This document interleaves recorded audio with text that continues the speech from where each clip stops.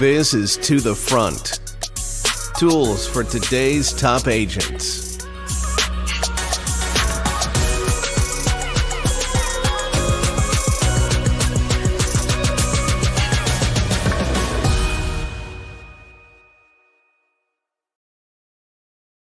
All right, episode number 11 of To the Front. Welcome back. If you've been following along or if this is your first time here, man, we are glad you're here. We've got a really, really good episode. And this is actually a special episode for me because I've been trying to get my best friend on here forever.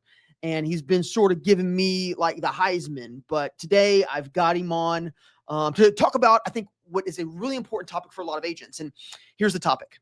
All right. In fact, I'm going to give you the title.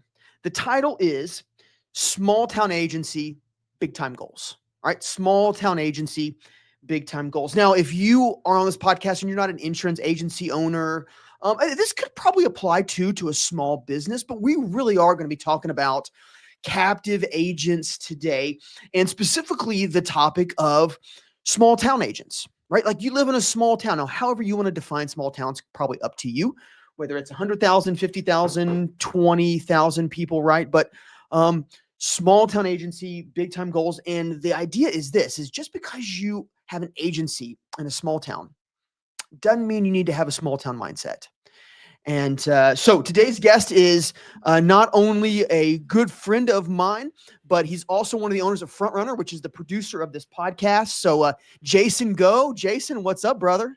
Hey, what's going on, man? Thanks for having me. You are right. I try to stay out of the limelight. I let you do that, but I'm excited to be on this and kind of chat with you and kind of share, what's going on with me with the rest of the world. Yeah, and I don't know how excited you are because I don't know if you like Can't you me, see it on my face? We're best. Listen, you understand, man. Jason and I have been best friends for years, but I kind of like self-proclaimed him my best friend. And then I think he just said, okay, I guess we're best friends. Yeah. He just kind of wore me down.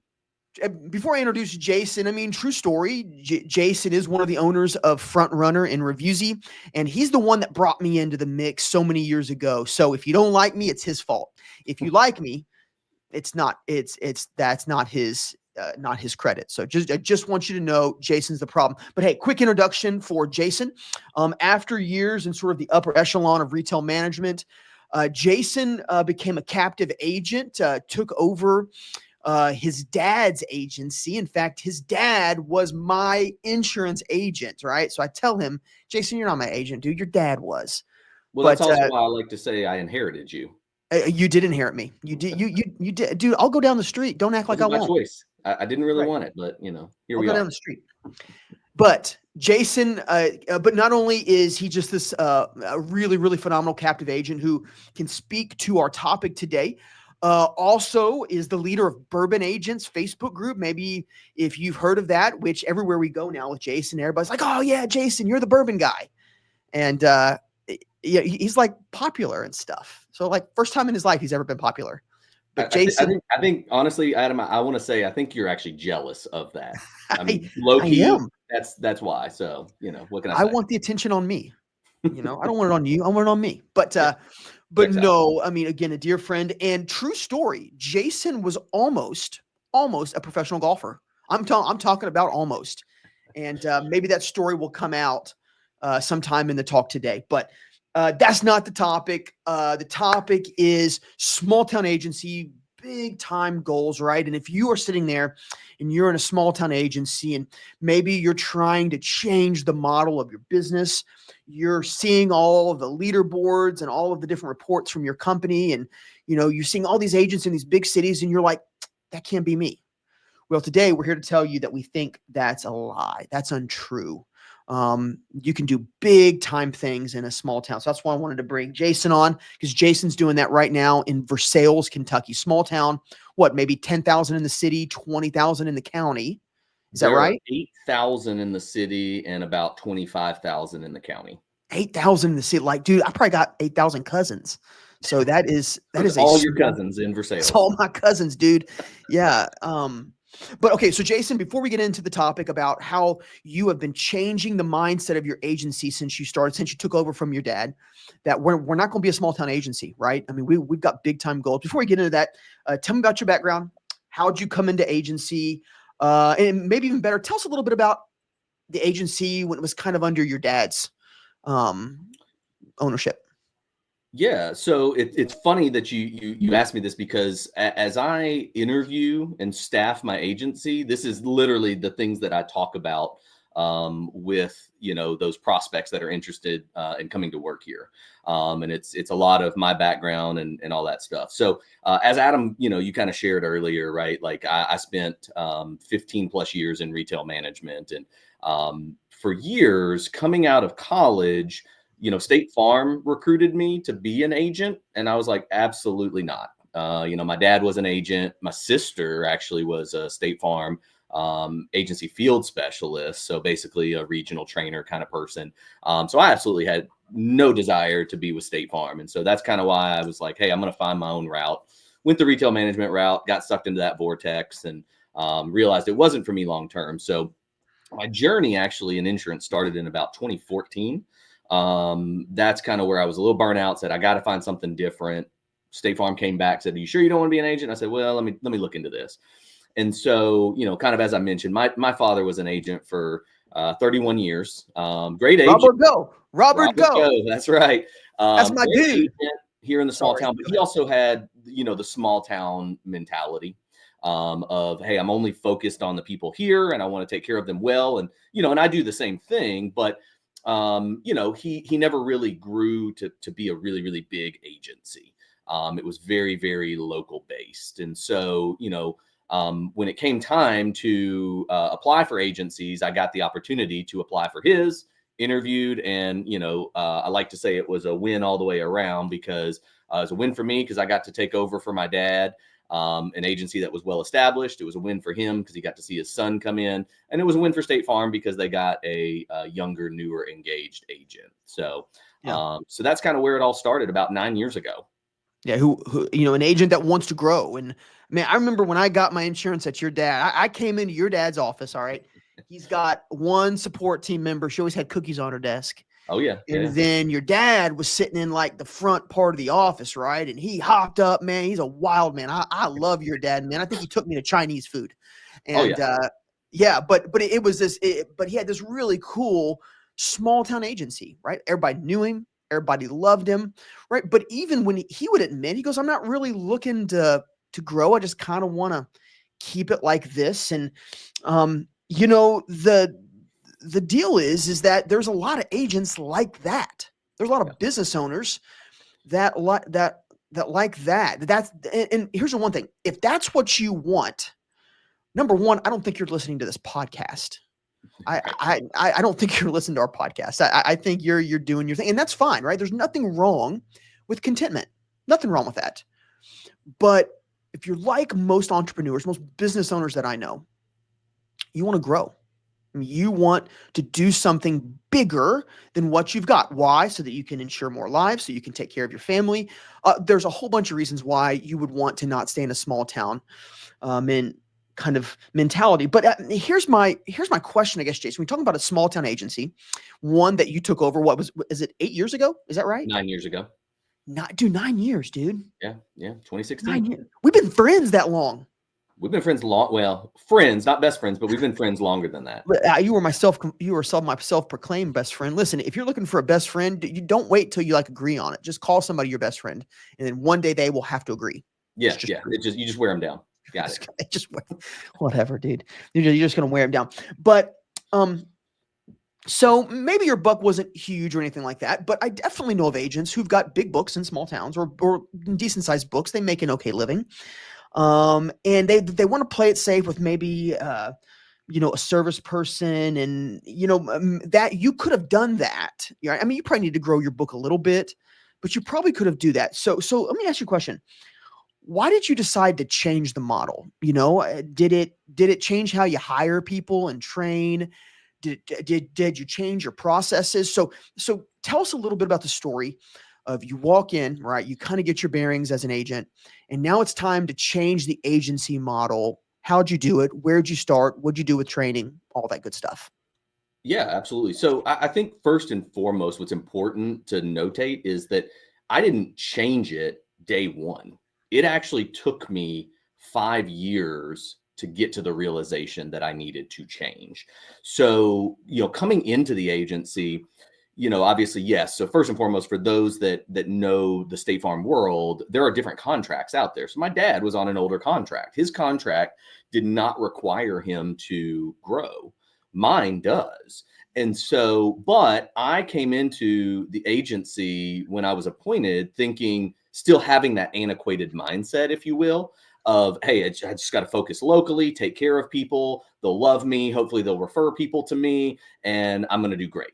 And as the years progressed, I realized that I was more concerned about losing business than, and keeping business than Yeah. finding new Wow. people to insure. And I realized that wasn't a sustainable model, because then it was just, if that was the mindset that I had, it was only going to continue to erode over time. And then I would be left with less than what I started with.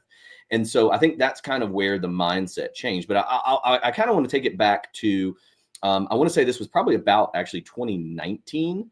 It was pre-COVID, and my territory and a couple other territories had a group meeting where Sarah LeBrotten, and for those of you that know Sarah, amazing agent, top agent in the company, she came as a guest speaker. And one of the things that she said in her presentation was, she said, in her Minnesota accent, for those of you that know Sarah, I love her to death, super down to earth, great individual. She said she was from Bemidji, Minnesota.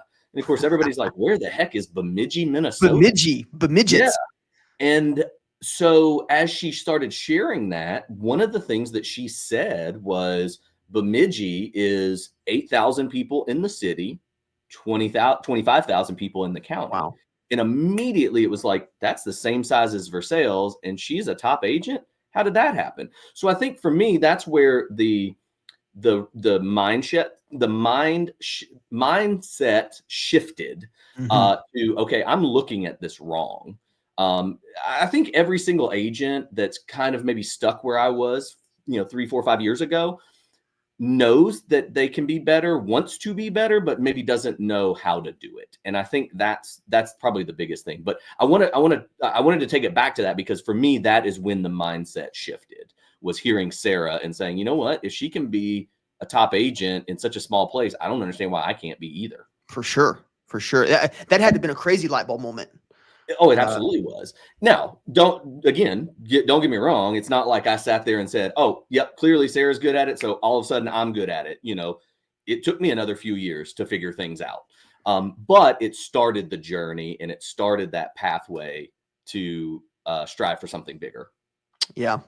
And to connect that back, something that you had said earlier is that you said, I was so concerned about keeping customers, and that was kind of my mentality, right? And then you realize that's kind of unsustainable, and so you look at, size of a town like Sarah's or yours, and you're like, well, there's not really a lot of customers to go after in my town, but there has to come a shift to say, I don't have to just do business in my town, and I've got to change the way I think about agency. It's not just people walking to my door. It's who can we reach out to, and what other methods that you do, right? So now you probably had to take some risk, I'm guessing, right? I mean, you had to probably do some hiring and some training that your book didn't currently support. So tell me about that process. Did you just say, all right, I'm going to hire a bunch of people, I don't know if I'm going to afford them, but I'm going to do it?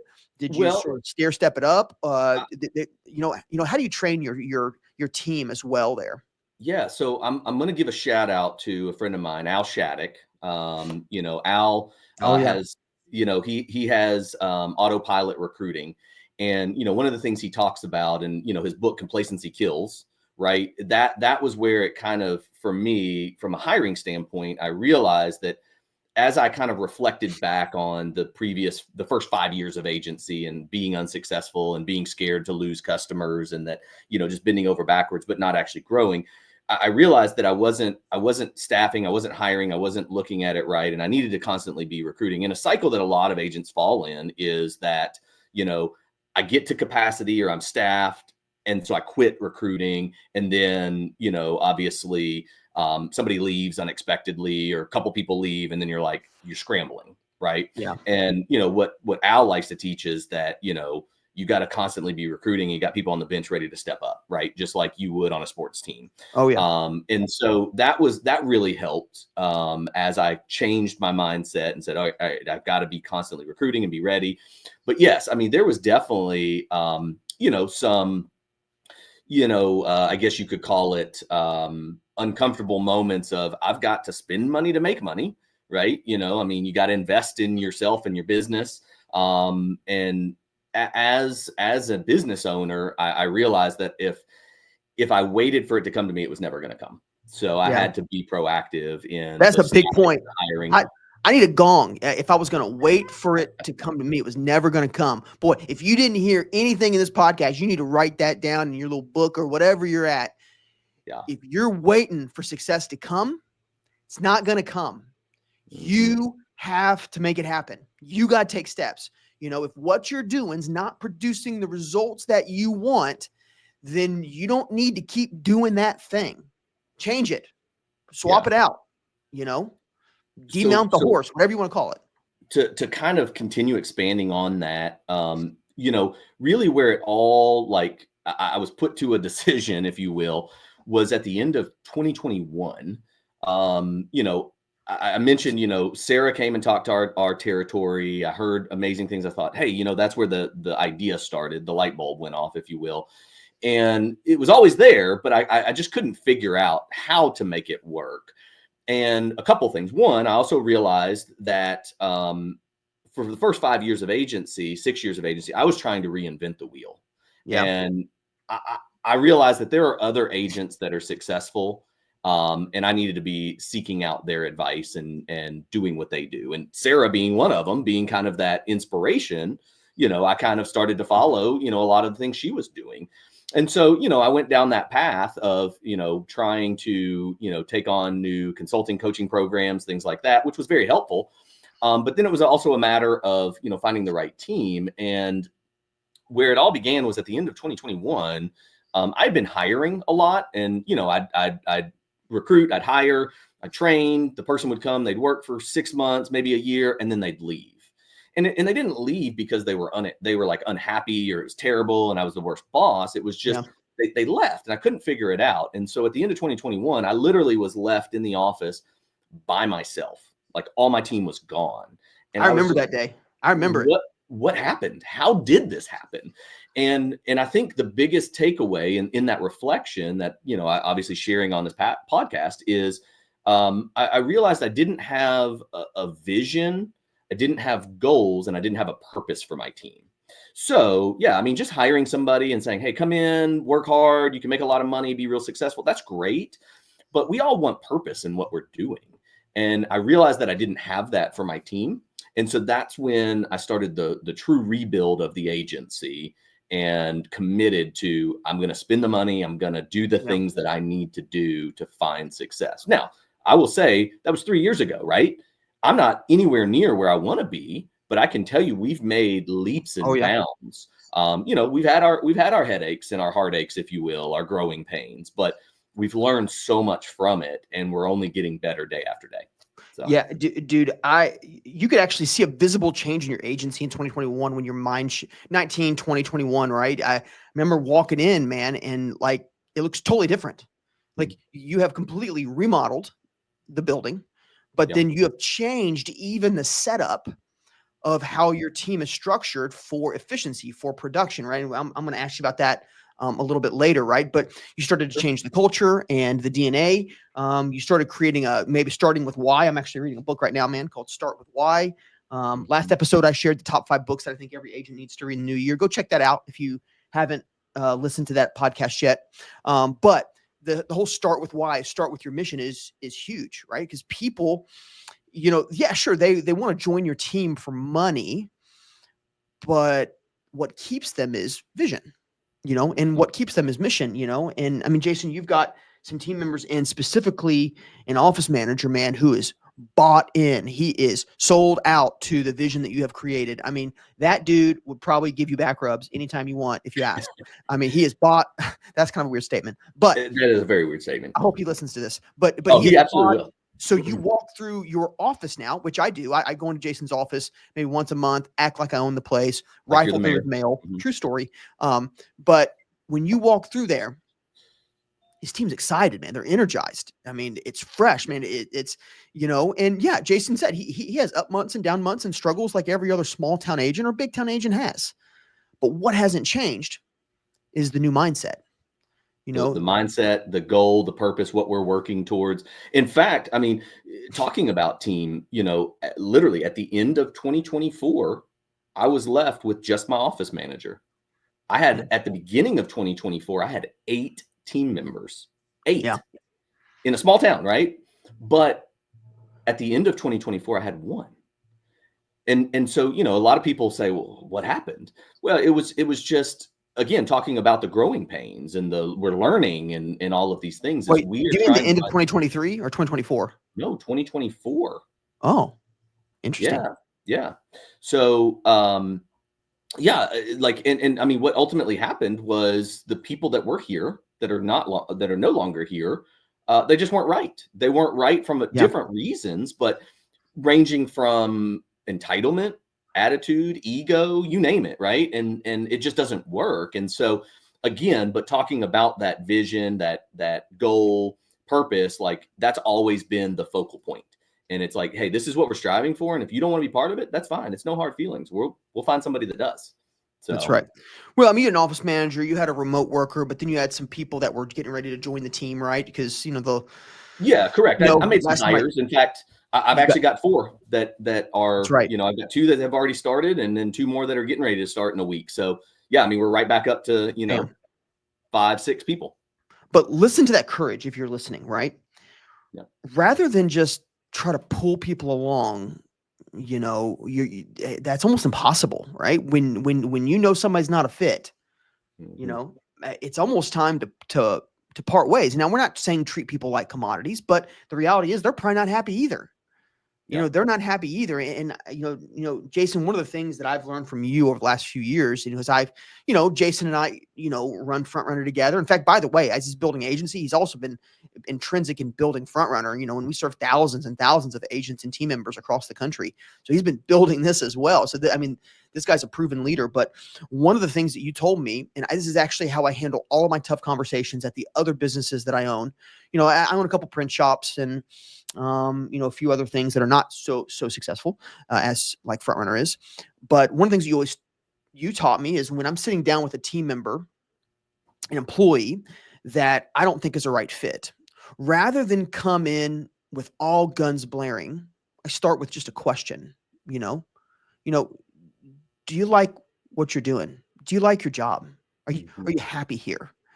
And I used to just come out blaring, right? But when Jason said, well, that's my approach, I just adopted it. And do you know what happens? Like on 3/4 of the conversations, they're the ones that let themselves go.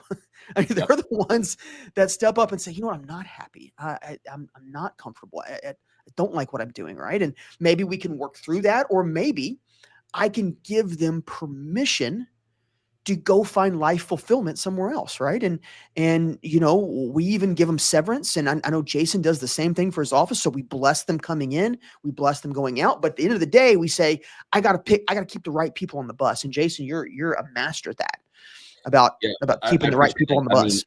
mean, I think the key is, you treat people like they're people, not commodities, like you said, or and what's funny when I think back about the last, 9 years of being an agent, and I've only ever fired 2 people.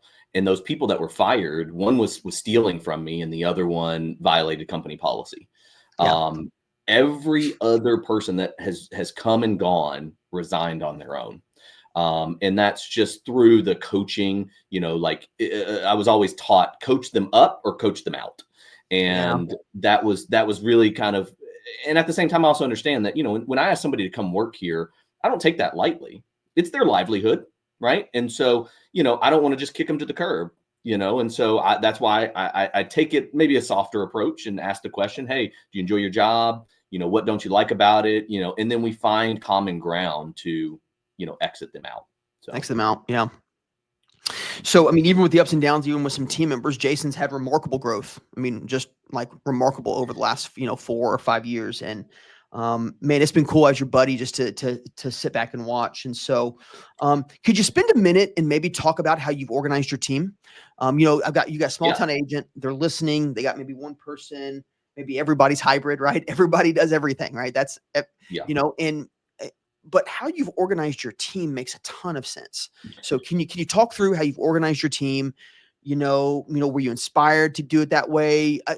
Tell us about that, because when I walk in your office, there's so much intentionality in even how your office is set up. So maybe if you wouldn't mind, tell us about that too, because how you set up your space and how you define people's jobs in the agency is like one of the biggest keys to success. So talk about that a bit, if you wouldn't mind. Yeah. So at the end of 2021, when I was here by myself and I was just like reflecting and then realizing I needed goal, purpose, all those things, I also realized that I needed new structure too. So I would say, I don't know what the percentage is, but my guess is probably, 60% plus of State Farm agents have what's called a generalist or hybrid model. And that's obviously where, the person comes in, they get licensed and they do everything, sales and service. Yeah. And that was the model I had for the first 5 years of agency. And I realized that didn't work because you can't have accountability when you go to that team member and you say, hey, you only got 2 quotes yesterday. Why didn't we get to 5? If that's your goal. And they say, oh, well, I got tied up with service, or I had this claim come in. Well, okay, you're right. That is part of your job. So I can't fault you for that. And I can't be upset. Yeah. And so actually separating sales and service, and another big shout out is to Trophy Club. For sure. They highly encourage that, make sure you separate those 2 roles. Because in order to be successful and continue to grow and get the right team, you have to have clearly defined roles and responsibilities and accountability. And accountability is what was ultimately missing. And it's harder to have accountability for one thing versus the other when you're a generalist or hybrid. So separating sales and service is a big key. But you also, Adam, asked about the layout of the office. So one of the things that we've done is we've moved. Everybody used to have their own individual office. Now we've moved literally everybody to the back in more of a communal space. So they're all kind of working in the same area, kind of keeping each other accountable. And then we just have, kind of more of like the basic service receptionist up front. And so what's great about that is, like I said, it keeps people the team holding each other accountable.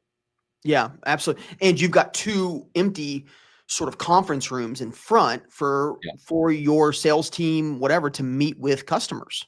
Yeah. So when there is an in-person appointment or meeting, or even like a virtual, meeting that they might have scheduled with somebody who can't make it in. Yeah, we've got 2 empty meeting rooms that are all nice and remodeled, and the team just goes up there, plugs their laptop in. They've got a big screen TV with the webcam, and they're able to do what they need to, or meet with the person in person if that's the situation. Yeah. Now, if I came to work for you, would I get my own office? You absolutely would not. You would I I probably wouldn't even allow you to sit in the back with the team because you would be such a bad influence. I would be terrible for your team. I would be so distracting. Yeah. I'm going to tell you something. I can sell some life. Like, I need to get a life license. I can sell some life. You absolutely could. For sure. But I would be so distracting to your team. I would get fired so fast. So how many years have I been asking you to get life licensed? Years. Yeah. Years. Yeah. I mean, it's been 5+ years. I need to do it, man. Do it. I got to do it. I got to do it. Hopefully people that watch this podcast will comment and say, Adam, what is your problem? Why do you have commitment issues? I should. Hey, man, I've been married almost 20 years. I've been married. I ain't got no commitment issues, which, Jason, you've been married almost that long, right? Yep. 21 years. 20. Yeah, Jason, I know it's kind of a side conversation, but Jason been married to his wife, Dana, for 21 years. And you got 2 girls that are, remind me how old are Jade and Emma? Jade is 23, and Emma is 20. Yep. There's some old kids, man. I always like to say Jason had kids when he was 14. So that's and you say that in front of strangers, and so they look at me funny because they have no context. Oh my That's gosh, what he's best gonna friends are kill for, me right? after this podcast. He's gonna kill me. Well, you're not like me, man. I got a 17-year-old and a 3-year-old. So who's the Yeah, dummy here? All right, that's me. exactly. All right. Get that Hey, I want to go to the very last question today. I know, man, you're busy doing stuff, but I mean, there's been some really good nuggets, right? Small town agency, big time goals. And maybe you've heard something today that just motivates you to say, man, I want more for my agency. So let's talk about tangible next steps. All right. You're a small town agent. You're talking to a small town agent. Hey, maybe you're talking to an agent who's in a big town. You're in a big city, but you just have a small agency, right? Maybe it's been complacency or life circumstances or whatever it is. And you're like, Jason, I want the passion that you have. I want to get started. Tell us what the first step is. Okay, maybe take it beyond the create your why in your mission, right? So let's Right. take it beyond that because we've laid that base work. But after that, how do they get started? Like, what's the first thing they should do if they want to do what you've done? So for some of you watching the podcast might know Dr. Kevin Elko. I love Dr. Kevin Elko. He is a motivational speaker, does a lot of, stuff with NFL teams, high performing college teams. Like he was well known for working with Nick Saban at Alabama and the Crimson Tide football team. And one of his sayings, and this has kind of been the mantra, if you will, has been, are you interested or are you committed? Right. Mm, And so it's one thing to say, man, I'm interested. I want to be a top agent. I want to be a high performing agent. That's interest. Commitment is action, right? And yeah. that is the key. And that's what I've held in front of me the whole time is I have to keep moving forward. I have to keep acting and doing and making the decisions, hiring, staffing the agency, the remodel, restructure, you name it, to get to where I need to go. But here's what I'll say is I think the biggest thing that you've got, like if you're in a small town and you want to try to be better and it's been at the top of your mind or you're thinking about it, is you've got to get over your fear. Boom. Yeah. That is what it was for me, was I was afraid of failure and taking that first step. And as soon as I took that first step, yes, absolutely. Everybody's heard you have to be uncomfortable before you can become comfortable. Right. I was absolutely uncomfortable for a Yeah. while, I but remember.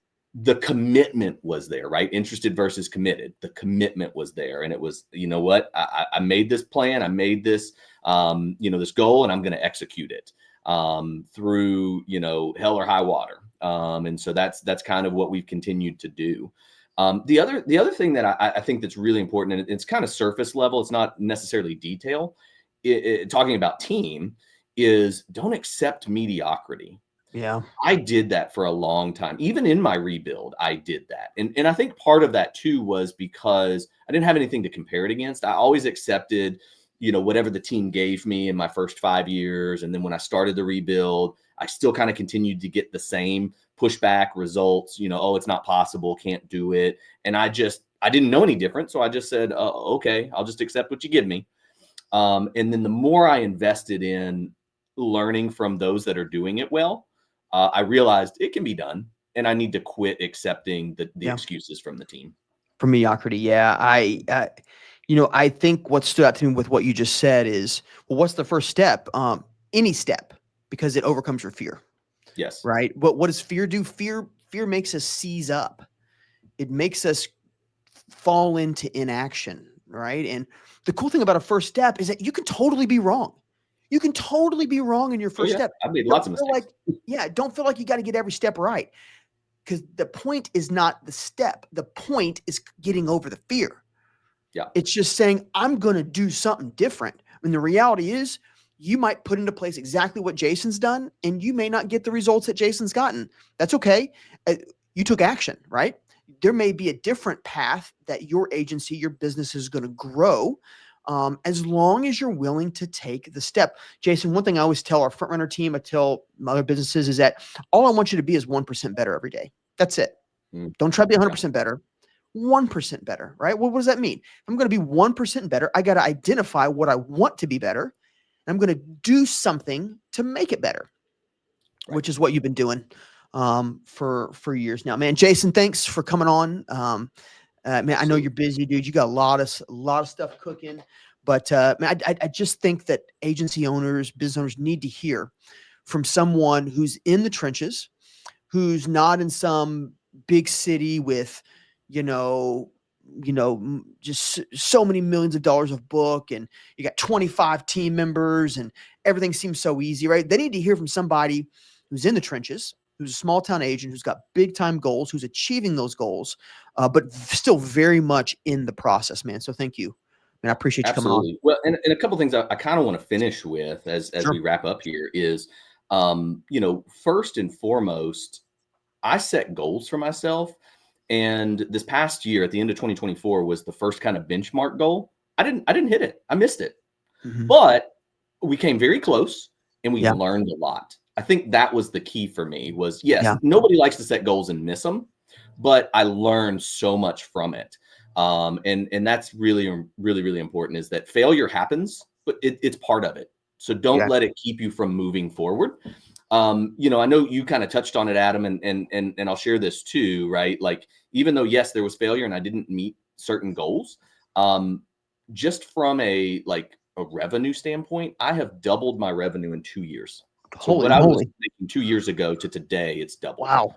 Just from that change in mindset and willing to do the things that were going to make me uncomfortable. So it can be done. And again, you all have heard the size of my business, in my town. And so, but just staying committed is the key, and just being willing to, accept the ups and the downs and learn from it and constantly get better. I think that's the key. Boy, doubled. That's huge. And oh, by the way, you didn't mention there are 2 other agents in your same company in your town. Yeah. Yeah. 2 Well, more. there were 2. No, Now there's just one. There's one now. But yeah, at one point there were 3 State Farm agents in my small town, Crazy. which was Like y'all meeting up at the gas station for some lunch. Because by the way, Yeah, the best place to eat lunch is at a gas station. Is the bomb. All right. or There if are other you restaurants. do Chinese food at Walk and Go. You can go to Walk and Go, but they don't take credit card, dude. It drives me They don't, crazy. but it's okay. It's okay. Got to bring that real coin. So, Jason, thanks again for jumping on. Hey, appreciate your time. That you don't want to miss the next episode of To the Front, episode number 12. This was episode number 11, episode number 12. Check out this title: Your Agency's, Your Business's New Front Door. If you think you've got a front door, you're wrong. Your agency has a brand new front door. And that's going to be next time on the podcast. Hey, if you love bourbon, or if you just love watching people who love bourbon, go check out on Facebook, Bourbon Agents. Go check out that group. There's some criteria to join and be accepted, but go check that out. They're always doing great stuff for charity. I mean, really, it's a crazy, amazing group growing so fast. So go check that out. And as always, thanks again for trusting us. If you're a FrontRunner customer, Reviewzy customer, or if you're just a customer of a tracking platform, you're doing it right? You're tracking your metrics. Again, we are super grateful. So until next time, thanks again. And we'll catch you on the next episode of To the Front. Yep. Thanks, guys.